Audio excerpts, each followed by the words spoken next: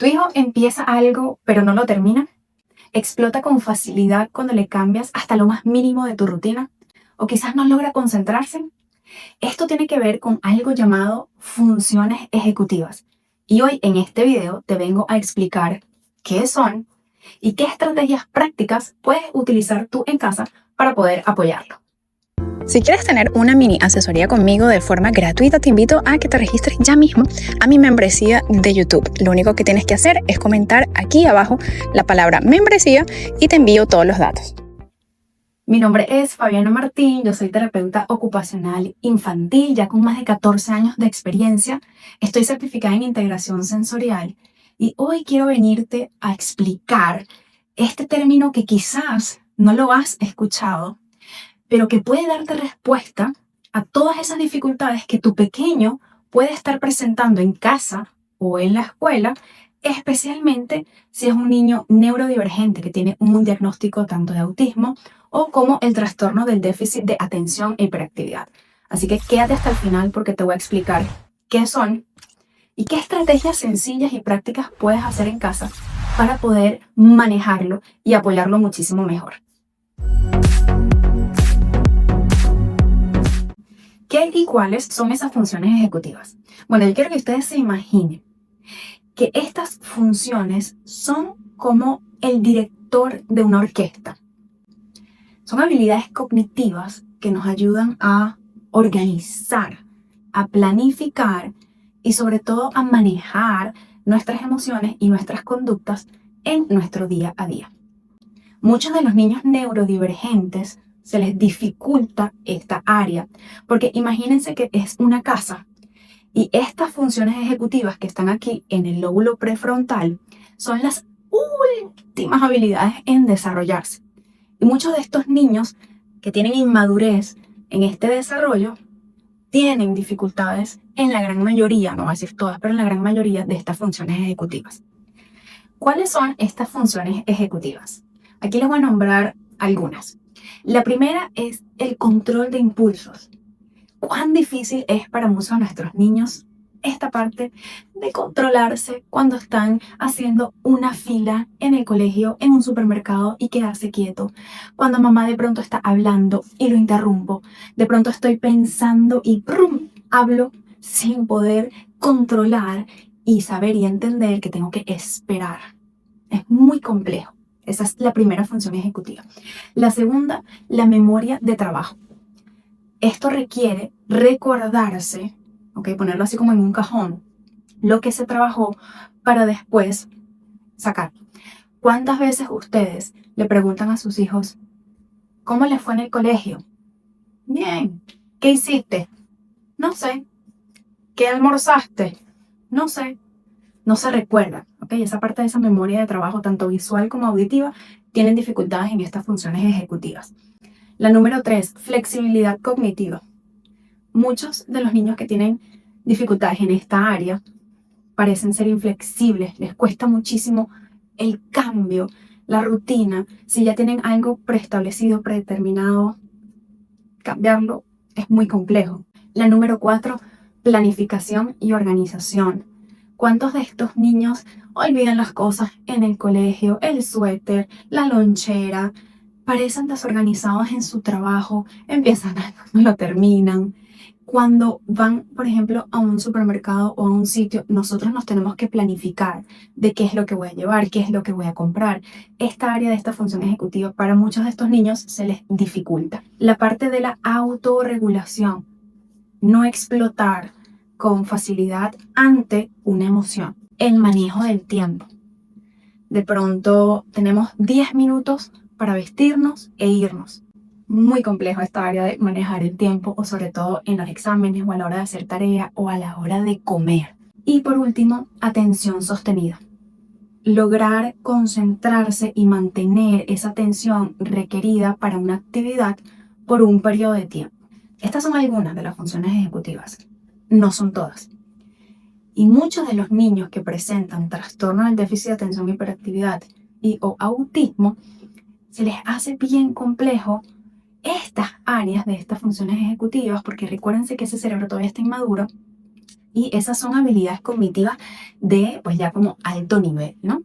Entonces, ¿qué es lo que vamos a hacer? Les voy a dejar aquí 4 estrategias fáciles, prácticas y sencillas, pero que les va a funcionar muchísimo en su casa. La primera estrategia es el apoyo visual. Utilicen imágenes de qué es lo que se espera del niño en el día, en sus rutinas, en las actividades. Si son más grandes, utilicen sticky notes. Yo no sé si a ustedes les funciona, pero por lo menos a mí yo las utilizo hasta en la puerta, que yo sé que voy a salir cuando me voy al trabajo para recordarme de algo, la lonchera, o de pronto no te olvides llamar a alguien o recoge esto. Lo visual, ese apoyo visual, ayuda muchísimo en estas áreas de las funciones ejecutivas. Todo obviamente dependiendo de la edad del pequeño. Si son más chiquitos, todo lo que es dibujos los va a ayudar. Las fotos, utilizar un calendario visual. ¿Qué viene primero? ¿Qué viene después? Tercero. Esa secuencia es importante porque eso organiza. Y utilizar cronómetros. Recuérdense que el manejo del tiempo es un área que es difícil en la gran mayoría de estos pequeños. Entonces, apóyense en esos cronómetros, no los relojes de arena. A mí no me gusta en lo particular porque es como muy abstracto, pero para que ellos puedan saber, ok, te quedan 30 segundos para terminar de vestirte y nos tenemos que ir al colegio. ¿Ok? Esa es la estrategia número 1. La estrategia número 2. Es muy importante ayudarlos en una regulación sensorial. ¿Qué quiere decir esto? Tenemos que mover a nuestros hijos. El movimiento da más oxígeno al cerebro, el movimiento regula, el movimiento alerta a ese organismo. Entonces, denle esos espacios en los que el cuerpo puede moverse, bien sea antes de ir al colegio o después de que lleguen, sobre todo antes de hacer la tarea o durante la tarea, para que ese cuerpo pueda regularse emocionalmente y sensorialmente hablando. Cosas tan pequeñas y tan simples como rebotar sobre una pelota de yoga, saltar como rana, de pronto hacer push-ups en la silla, apretarse las manos o soplar burbujas. Esas son pequeñas estrategias que los van a ayudar en toda esta parte de la regulación emocional, que es la estrategia número 2. Estrategia número 3. Les vamos a dar a nuestros hijos instrucciones claras. Y no desde lo lejos, por favor. Cuando le den la instrucción clara, breve a tus hijos, yo necesito que tú te pongas a su nivel, que lo mires a los ojos y que muchas veces puedas incluir tacto en ese organismo para que te puedan hacer caso. Por ejemplo, ponte los zapatos versus que gritarle desde la cocina, Fabiana, anda a tu cuarto y busca los zapatos y póntelos. Entonces trata de que sea en su espacio, en su mismo nivel, ¿ok?, de contacto visual, y trata de tocarlos cuando le des esa instrucción clara y concisa.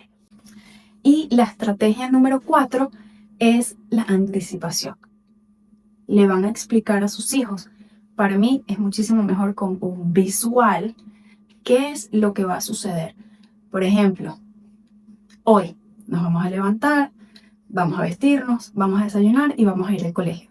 Y yo se lo voy a anticipar una vez que yo lo esté despertando. Recuérdate que después nos vamos a bañar o vestir o lo que sea que venga en la rutina. Si es ya mayor, tener un calendario y escribir. ¿Cuántas de ustedes? Yo, por ejemplo, tengo agenda. Y esa agenda a mí me da una anticipación de qué es lo que va a pasar en mi día o al día siguiente o en 2 semanas o la cita que tengo con el doctor. Y eso obviamente me va a ayudar a organizarme, a planificarme mejor sobre todo también.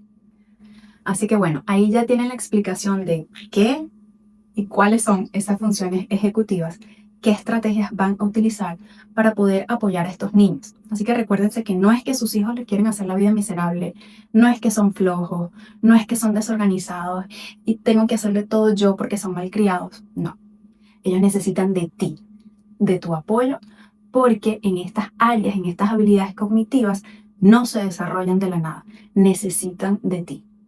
Si tú quieres más herramientas prácticas como esta, yo te voy a invitar a que seas parte de mi comunidad de Fabitherapy. Toda la información te la voy a dejar en el enlace de aquí abajo.